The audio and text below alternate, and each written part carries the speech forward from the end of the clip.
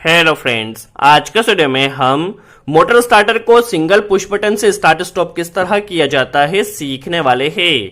आज के वीडियो में हमारे पास एक मोटर स्टार्टर है जिसे स्टार्ट स्टॉप करने के लिए हम सिंगल पुश बटन का यूज कर रहे हैं। जब इस पुश बटन को फर्स्ट टाइम प्रेस किया जाता है तो मोटर स्टार्टर स्टार्ट होता है और जब इसे सेकंड टाइम प्रेस किया जाता है तो मोटर स्टार्टर स्टॉप होता है। तो इस तरह की कंट्रोल वायरिंग आज के वीडियो में हम ड्राइंग में सीखने वाले हैं। इससे पहले हमने एक वीडियो बनाया था जिसमें हमने इस कंट्रोल वायरिंग को प्रैक्टिकली सीखा था, बट उसमें काफी कमेंट आए, सर इसकी ड्राइंग एक बार समझा दीजिए। तो आज के वीडियो में हम इस कनेक्शन को ड्राइंग में सीख रहे हैं, तो आप वीडियो को लास्ट तक जरूर वॉच कीजिए। चलिए वीडियो स्टार्ट करते हैं और सबसे पहले हम समझ लेते हैं किस तरह हमारा स्टार्टर वर्क कर रहा है। फिर इस स्टार्टर को बनाने के लिए हमें कौन कौन से कंपोनेंट्स की रिक्वायरमेंट होगी और किस तरह प्रॉपर कनेक्शन किया जाएगा, हर एक स्टेप को हम आसानी से सीखने वाले हैं। तो चलिए एक बार सीख लेते हैं किस तरह हमारा मोटर स्टार्टर ऑपरेट हो रहा है। देखिए, इसे जब फर्स्ट टाइम ऑपरेट किया जाएगा तो हमारा मोटर स्टार्टर स्टार्ट होगा। जब सेकंड टाइम ऑपरेट किया जाएगा तो हमारा स्टार्टर स्टॉप होगा, अगेन स्टार्ट होगा, स्टॉप होगा। तो इस तरह हम सिंगल पुश बटन से ही मोटर स्टार्टर को आसानी से स्टार्ट स्टॉप कर सकते हैं। चलिए सबसे पहले इस स्टार्टर को बनाने के लिए हमें कौन कौन से कंपोनेंट्स की रिक्वायरमेंट होने वाली है। तो हमें देखिए एक कॉन्टेक्टर की रिक्वायरमेंट होने वाली है। उस कॉन्टेक्टर में आपके पास एक एनो और एक एनसी होना चाहिए। यदि नहीं है तो आपको इस तरह का ऑक्सिलरी ब्लॉक या एड ऑन ब्लॉक कनेक्ट करना होगा। एक ओवरलोड रिले की रिक्वायरमेंट होने वाली है। इसके अलावा आपको यहाँ पे दो रिले लगने वाले हैं जो कि कंट्रोलिंग रिले लगने वाले हैं। यदि आपके पास रिले नहीं है तो आप वहां पर कॉन्टेक्टर भी लगा सकते हैं, बट अगेन आपके पास कॉन्टेक्टर में एनो एंड एनसी टर्मिनल होना चाहिए।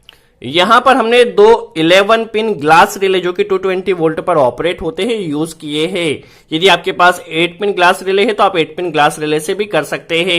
यदि आपके पास कंट्रोलिंग सप्लाई 24 वोल्ट है तो 24 रिले से भी कर सकते हैं।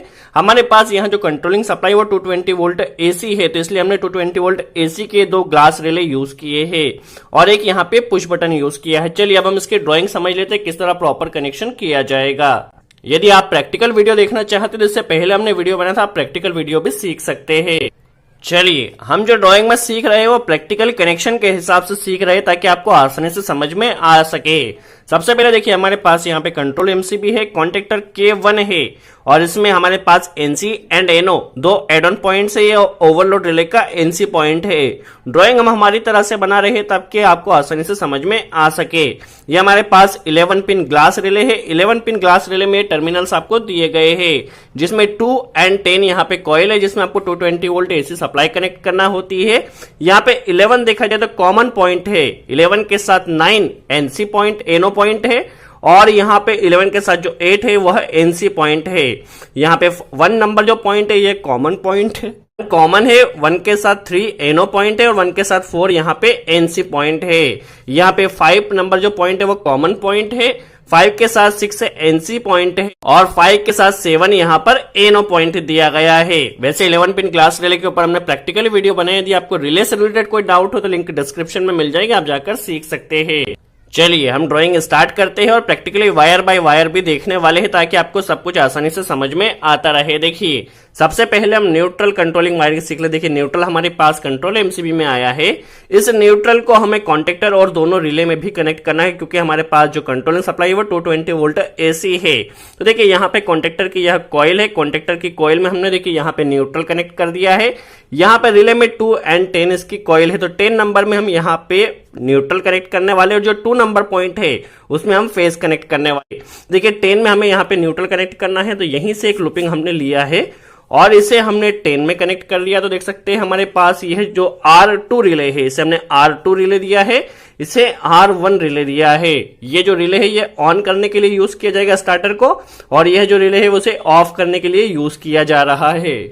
देखिए इसी तरह से एक लूपिंग हमें यहाँ पे कनेक्ट करना है और इसे ले जाकर R1 में कनेक्ट कर देना है। तो आप देख सकते हैं हमारे पास कॉन्टेक्टर और R1 एंड R2 दोनों रिले में अभी न्यूट्रल का कनेक्शन हो चुका है। तो न्यूट्रल का कनेक्शन हमारा यहाँ पे कंप्लीट होता है। चलिए न्यूट्रल कनेक्शन देखिए, यहाँ से हमने न्यूट्रल लिया है, इसे कॉन्टेक्टर में कनेक्ट किया है, यहीं से 10 नंबर पॉइंट में रिले में कनेक्ट किया है और यहीं से इस R1 रिले में कनेक्ट किया है। तो दोनों रिले में भी हमारा न्यूट्रल का कनेक्शन हो चुका है। अब हम फेज की कंट्रोल वायरिंग समझ लेते हैं।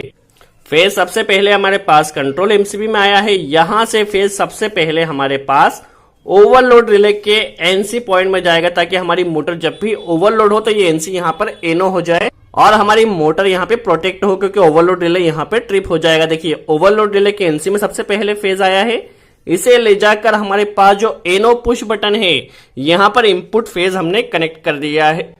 तो देखिए फेज हमारा यहाँ पे आया ओवरलोड रिले से यहाँ पे पुश बटन में फेज अभी आ चुका है। चलिए सबसे पहले अभी हम पुश बटन के पहले की कंट्रोल वायरिंग समझ रहे हैं। जब तक पुश बटन को प्रेस नहीं किया जाएगा तब तक फेज देखिए यहाँ पर आया, यहीं से हमने एक लूपिंग कनेक्ट किया है। देखिए यहाँ पर ये लूपिंग हमने कनेक्ट किया जिससे फेज अभी डायरेक्ट आ रहा है, पुश बटन को प्रेस नहीं किया है। देखिए यहीं से हमने एक वायर कनेक्ट किया है और इसे ले जाकर कॉन्टेक्टर के एनसी एंड एनो दोनों टर्मिनल में हमें यहाँ पर लूपिंग कर देना है। क्यों किया है, किस तरह वर्क करेगा, हर एक स्टेप को हम सीखने वाले हैं। तो देखिए यहाँ से एनो पुश बटन के इनपुट से हमने एनसी एंड एनो दोनों टर्मिनल में कॉन्टेक्टर की अभी लूपिंग कर दिया है। तो होगा क्या, चलिए पहले हम इसकी वर्किंग समझते हैं। देखिए कॉन्टेक्टर के एनसी से डायरेक्ट सप्लाई पास होगी, क्योंकि कॉन्टेक्टर स्टॉप कंडीशन में एनसी से यहाँ पे डायरेक्ट सप्लाई पास होगी और यह सप्लाई जाएगी और यह जाएगी हमारे पास जो R1 रिले है जो कि स्टार्ट रिले है। इस R1 रिले के हमें कॉमन एंड NO पॉइंट को यूज करना। देखिए यहां से सप्लाई आई है और इसे ले जाकर हमें यहाँ पे जो R1 रिले का कॉमन पॉइंट है 1 नंबर कॉमन में अभी हमने कनेक्ट कर दिया है। तो देखिए यहां से डायरेक्ट सप्लाई यहां से आ रही है और यहाँ पे देखिए हमारे पास इस रिले में यहाँ पे स्टॉप कंडीशन में यहां तक सप्लाई डायरेक्ट आ रही है। अब हमें करना क्या है, इस रिले का एनो पॉइंट यूज करना है। देखिए इस रिले का एनो पॉइंट यूज करना है। जब यह रिले ऑपरेट होगा तब क्या होगा, देखिए जब यह रिले ऑपरेट होगा तो यहां से सप्लाई निकलेगी, ये सप्लाई यहां से यहां पर आएगी और यह जाएगी हमारे K1 कॉन्टेक्टर को ऑपरेट करने। आप इसे ध्यान से समझिए। अभी यहां से इसके एनसी से डायरेक्ट सप्लाई आ रही है, इसके कॉमन में कनेक्ट किया R1 में, इसके एनो से जब ये रिले ऑपरेट होगा तब यह कॉन्टेक्टर ऑपरेट होगा। अभी यह कॉन्टेक्टर हमारा स्टॉप है क्योंकि रिले ऑपरेट नहीं हुआ है। यह रिले ऑपरेट किस तरह होगा हम समझ लेते हैं। अभी आपको जस्ट इतना ध्यान रखना है, जब R1 रिले ऑपरेट होगा तब हमारा कॉन्टेक्टर ऑपरेट होगा।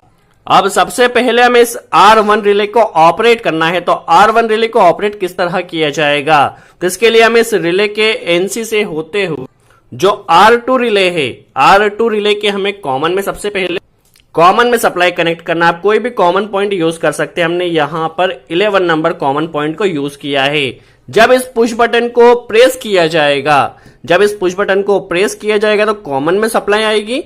कॉमन से सप्लाई इसके जो एनसी पॉइंट है R2 का हमें एनसी पॉइंट यूज करना है। देखिए जैसे ही इस रिले में सप्लाई आई तो यहां पर सप्लाई आएगी और ये एनसी पॉइंट है। तो देखिए जैसे ही पुश बटन को प्रेस किया तो यहां से सप्लाई आएगी और इस एनसी से निकलेगी और इस एनसी से निकलने के बाद यह जाएगी हमारे R1 रिले को ऑपरेट करने।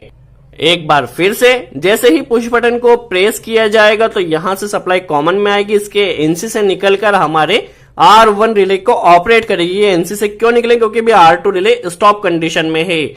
R2 स्टॉप है तो इसके एनसी से सप्लाई निकल के R1 को ऑपरेट करेगी। तो इतना क्लियर हो चुका है। जैसे ही पुश बटन को प्रेस किया जाएगा तो हमारा R1 रिले ऑपरेट होगा, इसके एनसी से होते हुए R1 ऑपरेट होगा तो हमारा कॉन्टेक्टर ऑपरेट होगा, क्योंकि इसके एनो को हमने यूज किया है। अभी तक हमारा कॉन्सेप्ट ये क्लियर हो चुका है कि कॉन्टेक्टर ऑपरेट हो चुका है। जैसे ही पुश बटन को प्रेस किया जाएगा कॉन्टेक्टर ऑपरेट होगा, बट ये कॉन्टेक्टर ऑपरेट कितनी देर के लिए होगा, जितनी देर के लिए पुश बटन को प्रेस किया जाएगा। अभी इसे परमानेंट ऑपरेट करने के लिए इसमें हमें होल्डिंग भी कनेक्ट करना है। होल्डिंग किस तरह कनेक्ट की जाएगी वह भी हम सीखने वाले हैं। साथ ही साथ हमें इस रिले को स्टॉप भी करना है। तो देखिए यहीं से हमें एक वायर और कनेक्ट करना है। इसी पुश बटन के आउटपुट से देखिए हमने 2 वायर लिए हैं, यहीं से हमें एक वायर और कनेक्ट करना है और इसे ले जाकर हमें इस रिले को ऑपरेट कर देना है। देखिए किस तरह वर्क करेगा। जैसे ही पुश बटन को प्रेस किया जाएगा तो इसके एनसी से जाके रिले को ऑपरेट कर देगा। रिले को ऑपरेट होते ही हमारा कॉन्टेक्टर ऑपरेट हो जाएगा। साथ ही साथ इसी पुश बटन से हमने रिले को भी ऑपरेट कर दिया है।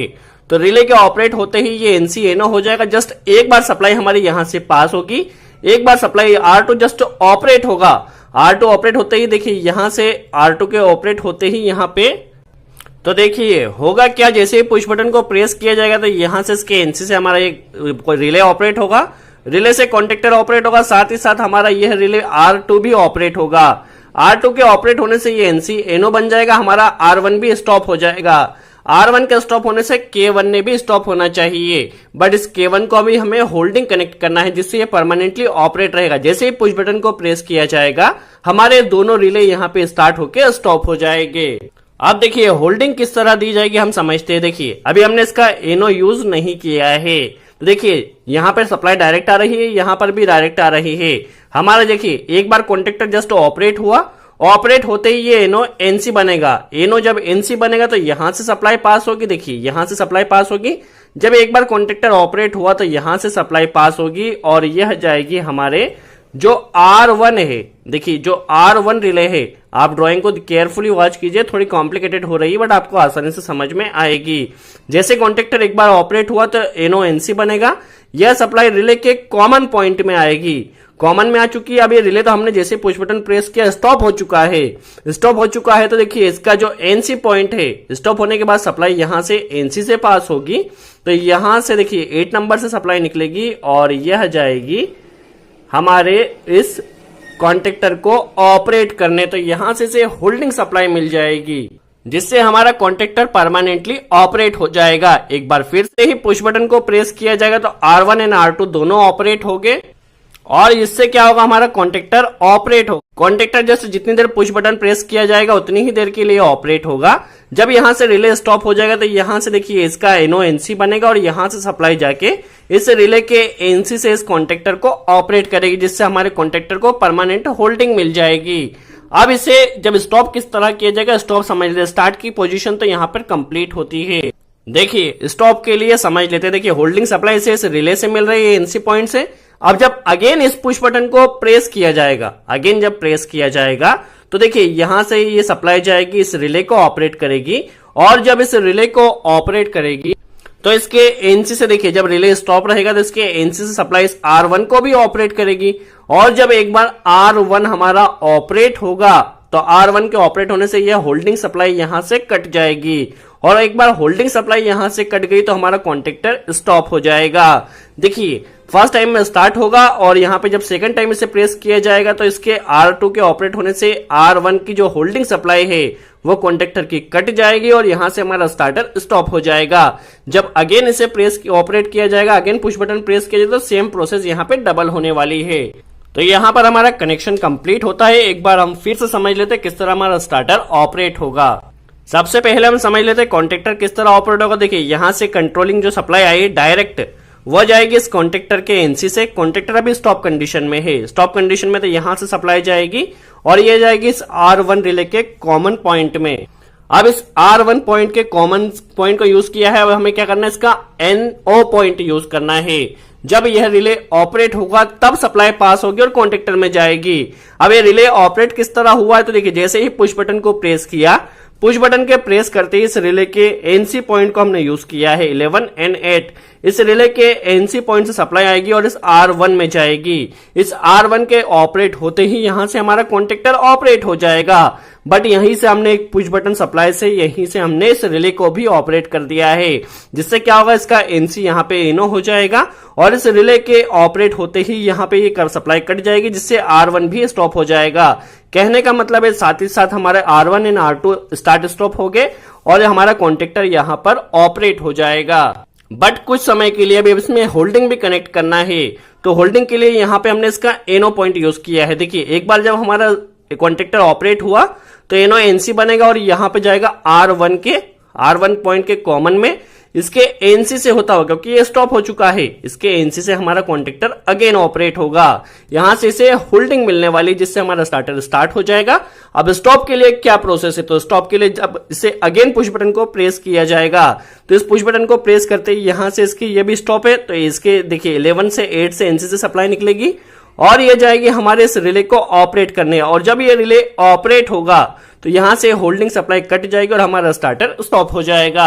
सो आई होप आपको क्लियर हुआ हो किस तरह मोटर स्टार्टर को सिंगल पुश बटन से स्टार्ट स्टॉप किया जाता है। यदि इसकी कंट्रोल वायरिंग आप प्रैक्टिकली देखना चाहते तो इससे पहले हमने वीडियो बनाया, आप जाकर वॉच कर सकते हैं। तो आज के लिए इतना ही। थैंक्स।